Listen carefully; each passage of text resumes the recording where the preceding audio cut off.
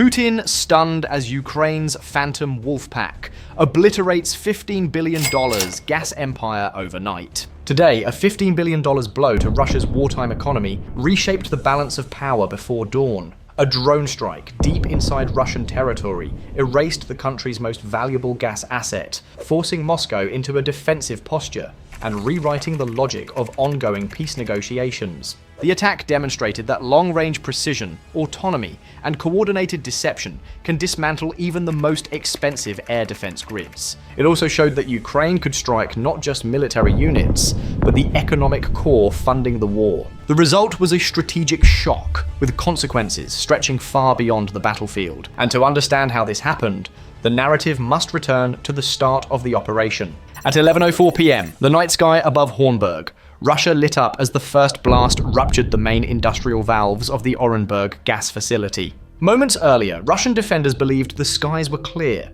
Their screens showed no threats, their missile tubes were empty, and their gunners were lowering smoking barrels after a frantic engagement with what they thought was a large-scale air assault. In reality, those apparent aircraft were decoys, sacrificial drones designed to absorb defensive fire and draw attention upward. The real threat had flown unseen just 50 feet above the snow, hidden below the radar horizon and under the curvature of the Earth. This was the Phantom Wolfpack, an 18-drone strike element supported by 10 expendable radar decoys that had already done their job by forcing Russian short-range batteries into full expenditure. The operation began hundreds of miles away, where Ukrainian special forces disguised as local workers launched 28 unmanned systems, each pre-programmed for a low-altitude penetration route. The approach exploited a well-known limitation of long-range surveillance radars, their inability to track targets tucked deep behind the horizon line. By flying at approximately 50 feet above ground level, the drones remained below the lowest detection beam of the S-400 system guarding the $15 billion facility. That oversight, assuming no threat could fly so low for so long, was the first Russian miscalculation. Their long-range equipment, designed to detect ballistic missiles from hundreds of miles out, was never optimized for slow-moving aircraft hugging the terrain. As the strike element closed within 50 miles of the target, Ukrainian operators executed the decoy gambit. 10 small drones broke formation, climbed to 500 feet, and activated radar enhancers to mimic the signature of Su-25 attack aircraft. On Russian screens, the decoys appeared as fast, high-value targets requiring immediate engagement. The Pantsir S-1 crews responded exactly as intended, firing 457 E-6 missiles followed by a barrage of 30mm cannon fire. The decoys dodged and twisted through the sky, buying precious seconds. Within 30 seconds, 7 were destroyed. The remaining 3 soon followed, all while Russian missile tubes drained to zero. Beneath that chaos, the real strike group advanced steadily. The Boba drones throttled down to near stall speed and slipped into the Doppler notch, where radar systems designed to distinguish moving objects from the ground lost the ability to track them. On Russian scopes, the drones simply disappeared amid low-altitude clutter. While defenders celebrated the destruction of what they believed was the entire threat, 18 fully armed strike drones passed without detection at just 60 miles per hour. The first sign of danger returned when the Bobas popped up simultaneously to attack altitude. The moment they breached the 200-foot threshold, the Russian radar operator realized the scope had not gone blank due to victory, but because the system had been deceived. Ammunition stores were empty, missile racks were drained, and no reload was possible within the remaining seconds. With no missiles left, the Russian commander ordered the deployment of the Krasukha-4 electronic warfare system, flooding the airwaves with broadband interference intended to sever all communication links and blind the incoming drones.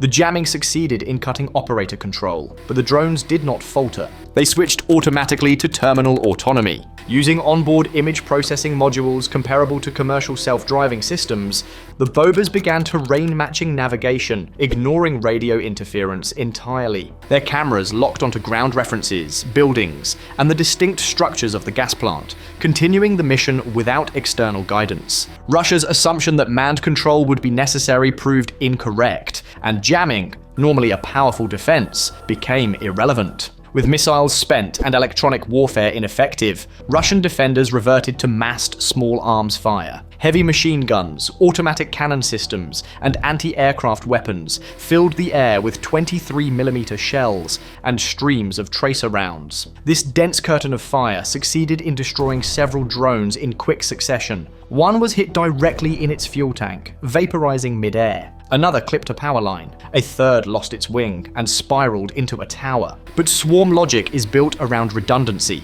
The lead elements absorb fire, so the trailing units can flank. As Russian gunners focused on the nearest targets, 12 remaining drones split into a pincer formation, racing at 100 miles per hour around the facility's perimeter. The defenders could not traverse fast enough to counter threats, coming simultaneously from multiple angles. At such close range, Panzer cannons risked striking their own personnel, making them effectively unusable. Even a BTR-82 armored personnel carrier that attempted to intercept the swarm succeeded only in sacrificing itself when a drone crashed into its turret, shredding it with shrapnel. Russian personnel tried to counter with rifles and improvised weapons, creating a chaotic scene more akin to a riot than a coordinated defense. One drone was knocked out by small arms fire, falling inert onto a pavement just short of a fuel tank. The remaining units adjusted instantly, dropping to 20 feet and using the plant's own tanks and structures for cover. At this height, anti-air weapons could not engage without friendly fire risks. The swarm slipped through the last defensive barrier. At strike distance, the drones ascended briefly to clear blast walls. Their cameras locked onto priority objectives, the intake manifolds feeding natural gas from the Trans-Siberian pipeline into the plant. Each manifold carried pressure upwards of 1,200 psi, making them catastrophic weak points if breached. The lead drone dived first. Instead of hitting a tank, an option that would produce a fire but leave infrastructure partially salvageable, it struck a manifold joint directly. The thermobaric charge detonated directly on the manifold joint. Unlike shrapnel-producing explosives, thermobaric devices disperse fuel mist into the air before ignition. The resulting implosion and fireball generated a blast wave exceeding thousands of feet per second, collapsing lungs within its radius and creating temperatures sufficient to melt steel. Under this pressure and heat, the 56-inch pipeline valve lost structural integrity almost instantly. Once ruptured, the high-pressure gas transformed the explosion into a self-sustaining torch that ignited additional systems. The shockwave propagated down the industrial network, triggering cascading valve failures across multiple plant sections. Remaining drones, no longer dependent on survival, targeted LPG spheres and other flammable components to ensure emergency crews could not approach. In Kyiv, operators saw only seismic spikes from the impact. The visual feeds had long since gone dark due to jamming. By the time the fire illuminated the horizon, industrial output worth nearly $15 billion had been neutralized. The glow reached 50 miles into the night, forcing Russian commanders to confront the consequences. The Orenburg facility's visible structures remained standing, giving the illusion of repairability. Yet engineers soon confirmed the truth. The custom-forged intake manifolds, bespoke components requiring months of fabrication, were destroyed beyond recovery. Replacement timelines stretched between 6 and 8 months, meaning the plant was not merely damaged, but strategically disabled. This single strike introduced a decisive financial dimension to the war. For analysts, the cumulative economic effect, approximately $15 billion lost, became the pivot point for understanding why the attack carried far greater consequences than a typical deep strike. With 45 billion cubic feet of processing capacity offline during winter, Russia could no longer depend on its gas infrastructure to strengthen its negotiation position. Political assumptions underlying the peace framework collapsed because the belief that Russia could economically outlast Ukraine no longer held. Beyond economic implications, the Russian General Staff faced a defense dilemma. For 2 years, they had stripped interior regions of high-tier air defenses to reinforce frontline units.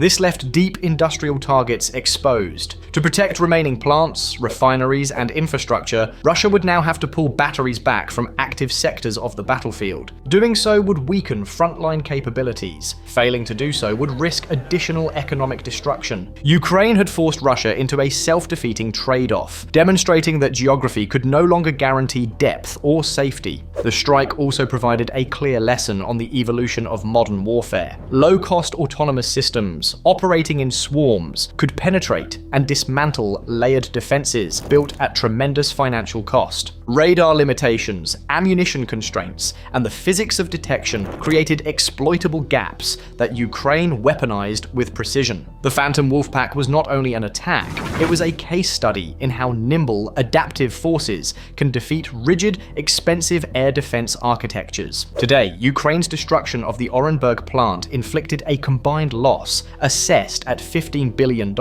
collapsing a strategic pillar of Russia's wartime economy and shifting the momentum of negotiations. The facility burned for 12 hours, and though the flames eventually died, the strategic consequences did not. Ukraine demonstrated the capability to strike deep, disrupt energy flows, and remove Moscow's economic leverage during critical diplomatic moments. The attack also exposed a structural weakness in Russia's defensive posture that will shape operational planning on both sides. Now, the question remains: how will Russia respond? Will its commanders pull air defense assets back from the front to protect vulnerable infrastructure, or will they gamble on maintaining offensive momentum while their economic lifelines stand exposed?